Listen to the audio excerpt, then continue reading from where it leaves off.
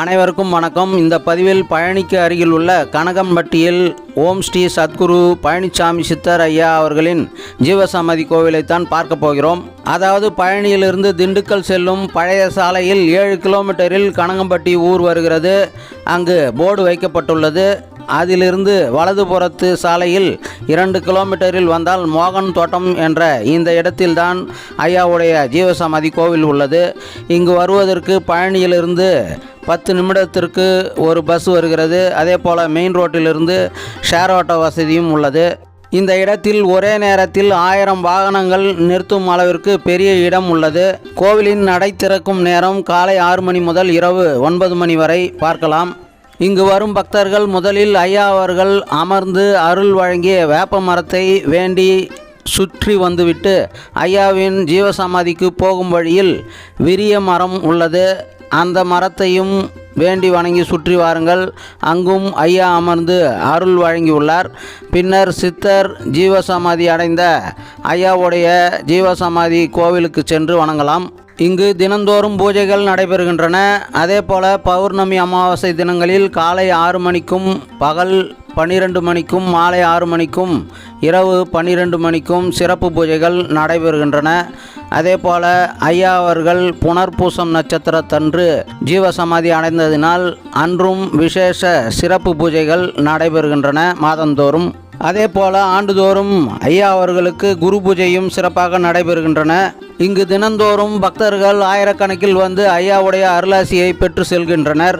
ஓம் ஸ்ரீ சத்குரு கனகம்பட்டி பழனிசாமி சித்தர் சாமி ஐயா அவர்களின் ஜீவசமாதி ஆண்டு 2014ஆம் ஆண்டு மாசி மாதம் புனர்பூசம் நட்சத்திரம் நன்னாளில் ஜீவசமாதி அடைந்தார். ஆகவே கனகம்பட்டி சுவாமிகளுக்கு 10ஆம் ஆண்டு மகா குரு பூஜை பெருவிழா வரும் மாசி மாதம் 9ஆம் தேதி 21/2/2024 புதன்கிழமை அன்று வளர்பிறை புனர்பூசம் நட்சத்திரமும் சித்தயோகமும் கூடிய சுபதினத்தன்று சிறப்பாக நடைபெற உள்ளது. இதுதான் குரு பூஜையின் 10ஆம் ஆண்டு பெருவிழாவின் அழைப்பிதழ். பக்தர்களே, இந்த பெருவிழாவில் குரு பூஜையில் அனைவரும் கலந்து கொண்டு ஐயாவுடைய அருளாசியை பெற்று செல்லலாம். இப்பொழுது கனகம்பட்டி ஐயாவுடைய வரலாற்றை சுருக்கமாக தெரிந்து கொள்வோம். ஐயாவுடைய இயற்பெயர் காளிமுத்து என்கின்ற பழனிசாமி. கனகம்பட்டியில்தான் ஐயா பிறந்துள்ளார். சிறுவயதில் அவர் வேலை செய்த இடத்தில் பிரச்சனை வர அவரை மிகவும் மோசமாக அடித்து தூக்கி ஒரு முள்புதரில் போட்டுவிட்டார்களாம். பின்னர் அதனை பார்த்து கொண்டிருந்த சிலர் அவரை தூக்கிச் சென்று பழனி மருத்துவமனையில் சேர்த்துள்ளார்கள். அவரை சோதித்த மருத்துவர் இறந்துவிட்டதாக கூறி மார்ச்சரியில் வைத்து பிணவறைக்கு அனுப்பிவிட்டார்களாம். ஆனால் என்ன ஆச்சரியம் பாருங்கள், சில மணி நேரத்திலேயே பழனிசாமி ஐயா அவர்கள் பழனி மலை அடிவாரத்தில் நடந்து சென்றுள்ளார்கள். அதனை பார்த்தவர்கள் மருத்துவமனைக்கு சென்று மருத்துவரிடம் கூறியதும் மருத்துவர் அதிர்ச்சி அடைந்து உடனே பிணவறைக்கு சென்று மார்ச்சரில் பார்த்தபொழுதுதான் பழனிசாமி ஐயா அவர்களை காணவில்லை என்று எல்லோரும் அதிர்ச்சி அடைந்துள்ளனர். அப்பொழுதுதான் உணர்ந்துள்ளனர் ஐயா அவர்களுக்கு ஏதோ மிகப்பெரிய சக்தி உள்ளது என்று அறிந்துள்ளனர். இந்த செய்தி அப்பொழுது ஊர் மக்களிடையே மிகவும் பரபரப்பாக பரவியுள்ளது. ஆனால் ஐயா அவர்களோ தனக்கு மிகுந்த சக்தி உள்ளது என்று எதுவும் காட்டிக்கொள்ளாமல் இருந்துள்ளார். ஆனால் பக்தர்களே அவரை தானாக வந்து நேரில் சென்று வழிபட்டு வந்துள்ளனர். ஐயா அவர்கள் தீவிர பழனி முருகனின் பக்தராகவும் இருந்துள்ளார். அதே போல பழனி மலையில் ஜீவசமாதி அடைந்துள்ள போகர் சித்தரின் பக்தராகவும் இருந்துள்ளார். அதன் பின்னர் பல காலம் பழனியை சுற்றி வந்துள்ளார். பழனிமலை எதிரில் உள்ள இடும்பன் மலைக்கு அவ்வப்பொழுது சென்றும் வருவாராம்.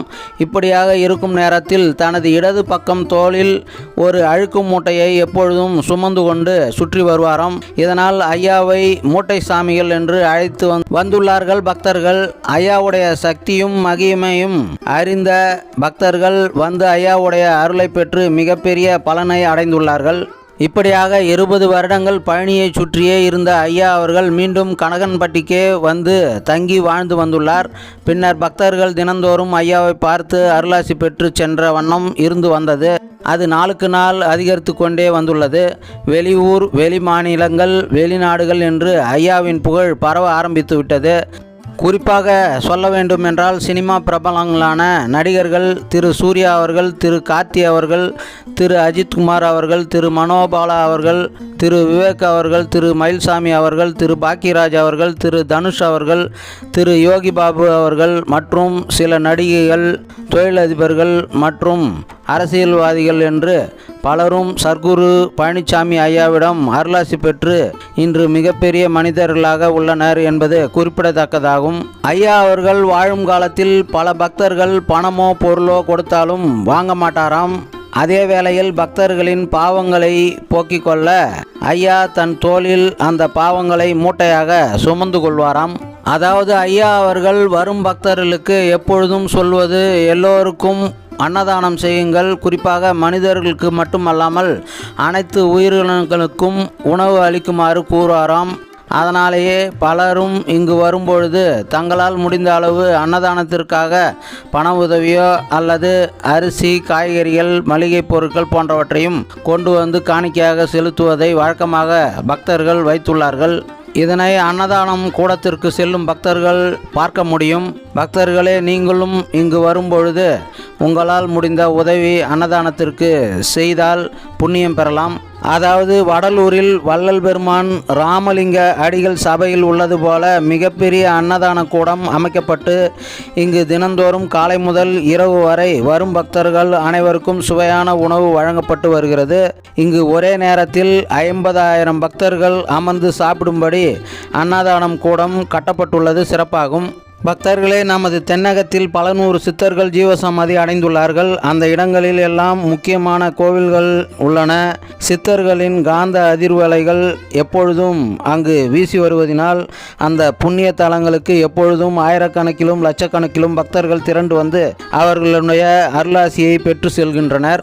இறைவனுடைய அனுகிரகத்தால் அதில் பல சித்தர்கள் ஜீவசமாதி அடைந்த ஆலயங்களுக்கு பல முறை தொடர்ந்து சென்று அருளாசி பெற்று புண்ணியமும் பெற்று வந்துள்ளேன்.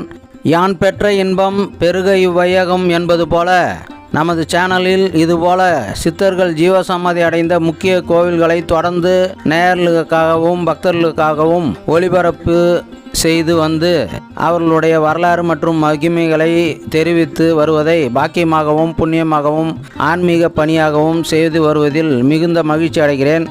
இதுபோல பதிவுகளை பார்க்கும் நேயர்களும் பக்தர்களும் புண்ணியம் அடைந்து வருகிறார்கள் என்றும் மேலும் புண்ணியம் அடைய வேண்டும் என்றும் இறைவனை வேண்டிக் கொள்கிறேன்.